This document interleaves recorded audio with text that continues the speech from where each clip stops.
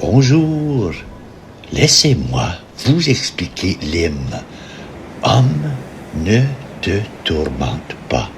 Cet hymne est un cri d'espérance adressé à l'être humain inquiet, fatigué, parfois perdu devant les épreuves de la vie. À travers des paroles simples, il annonce une vérité profonde. Jésus n'a pas abandonné l'humanité. Même s'il est monté vers le Père, il demeure vivant, présent et fidèle à sa promesse de revenir.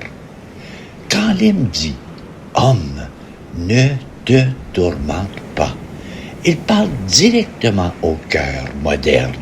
Aujourd'hui, beaucoup vivent dans l'angoisse, peur de l'avenir, solitude, instabilité, souffrance intérieure, guerre, confusion morale, épuisement mental.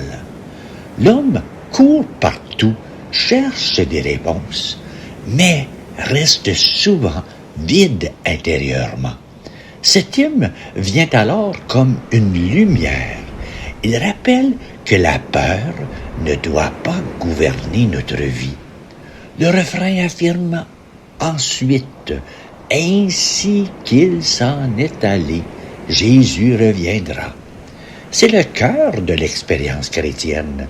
Jésus n'est pas un personnage du passé, il est vivant. Son départ n'est pas une disparition, mais une promesse. Il reviendra pour accomplir pleinement son royaume. Dans un monde où tant de choses s'effondrent, cette parole rappelle qu'il existe une fidélité qui ne change pas, celle du Christ. Puis, l'hymne proclame « Il s'élève de la terre, il retourne vers son Père ». Cela nous montre que Jésus ouvre un chemin entre la terre et le ciel. Il ne le montre pas seulement pour lui-même, mais pour entraîner l'humanité vers Dieu. Son ascension signifie que notre vie ne se limite pas aux réalités visibles. L'homme est appelé à quelque chose de plus grand que la matière, plus grand que le succès ou l'échec terrestre. Il est appelé à la vie éternelle. Ensuite vient cette parole essentielle. Il s'en va, mais il demande que l'Esprit sur toi descende. Jésus ne laisse pas l'homme seul. Il promet l'Esprit Saint, cette force intérieure capable de relever, d'éclairer et de fortifier. Aujourd'hui encore, beaucoup vivent sans paix intérieure parce qu'ils veulent tout porter seuls. Mais l'Esprit Saint donne le courage quand tout semble impossible, la foi quand le doute attaque et l'expérience quand tout paraît fermé. L'hymne annonce aussi une promesse bouleversante. Il te prépare une place dans sa gloire. Cela signifie que chaque personne a du prix aux yeux de Dieu. Dans une société où tant de gens se sentent rejetés, oubliés ou inutiles, cette parole redonne une dignité immense. Jésus prépare une place pour chacun. Le ciel n'est pas une idée vague, c'est une communion d'amour préparée pour ceux qui mettent leur confiance en lui. Enfin, l'hymne se termine dans une certitude magnifique. Déjà, l'amour te reçoit si tu crois. La foi chrétienne n'est pas seulement une religion de règles, c'est une rencontre avec l'amour vivant.